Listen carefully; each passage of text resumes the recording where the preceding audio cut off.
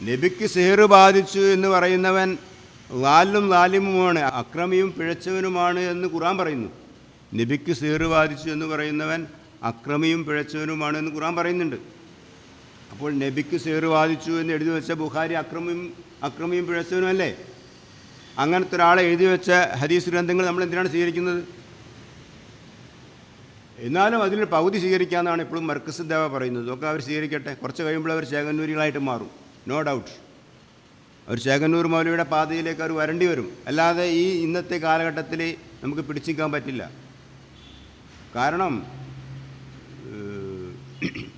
മുഹമ്മദ് നബിയെ വഞ്ചിച്ചും ഖുർആൻ ദുർബലപ്പെടുത്തിയും ഖുർആനിലുള്ള 90% നിയമങ്ങളും ദുർബലപ്പെടുത്തിയിട്ടാണ് ഇന്നത്തെ അഹ്ലുസുന്നത്ത് വൽ ജമാഅത്ത് എന്ന ഇസ്ലാം മതം അവരുണ്ടാക്കിയത്. അപ്പോൾ അതിലെ വ്യത്യാസങ്ങളാണ് നമ്മളീ പറഞ്ഞുകൊണ്ടിരിക്കുന്നത്. അതിൽ നടന്ന ഏറ്റവും ഭീകരമായ അട്ടിമറിയാണെന്ത്? വമാ ഉമിറു ഇല്ലാ ലിയഅബ്ദുല്ലാഹ മുഖ്ലിസീന ലഹുദ്ദീന ഹുനഫാ വയുഖീമുസ്സലാത്ത വയുത്തുസ്സകാത്ത് ദാലിക ദീനുൽ ഖയ്യിമ. അതാണ് ശാശ്വതമായ ഇന്ന് നിലനിൽക്കുന്ന മതം, പ്രത്യയശാസ്ത്രം എന്ന് പറഞ്ഞുകൊണ്ട് രണ്ട് കാര്യങ്ങളാണ് നമ്മളോട് അള്ളാഹു പറഞ്ഞത്. എന്ത്? നിങ്ങൾ സലാത്ത് നിലനിർത്തുകയും ഈ വേദഗ്രന്ഥം നിലനിർത്തുകയും അതുമായി ബന്ധപ്പെട്ട സാംസ്കാരിക പ്രവർത്തനങ്ങളോട് സഹകരിക്കുകയും ചെയ്യുക എന്ന് പറഞ്ഞപ്പോൾ ഇവരാകെ പറഞ്ഞതാണ്, നിങ്ങൾ 5 നേരം അറബി ഭാഷയിൽ അറബിയിലേക്ക് തിരിഞ്ഞൊരു ചടങ്ങ് പ്രാർത്ഥന നടത്തുകയും 2.5% വർഷം തികയുമ്പോൾ സക്കാത്ത് കൊടുക്കുകയും ചെയ്യുക എന്നാക്കി മാറ്റി. അപ്പോൾ ഇത് ഒരു വലിയ അട്ടിമറിയാണ്. ഇപ്പോൾ ആത്തായു ആത്തി മുആത്തത്ത് എന്ന് പറഞ്ഞാൽ സഹകരിക്കുക എന്നാണ് അതിൻ്റെ അർത്ഥം, അല്ലാതെ കൊടുക്കുക എന്ന അർത്ഥം കിട്ടില്ല എന്ന് ഒരുപാട് ഖുർആൻ പണ്ഡിതന്മാർ, ഡോക്ടർ ഖമറുസ്സമാൻ, അതേപോലെ സയ്യിദ് അലി അൻസാരി, മുദൂർ മൗലവി, അതേപോലെ അജീദ് സഫർ തുടങ്ങിയ പണ്ഡിതന്മാർ വളരെ വ്യക്തമായിട്ട് നമ്മളോട് പറഞ്ഞു തന്നാണ്.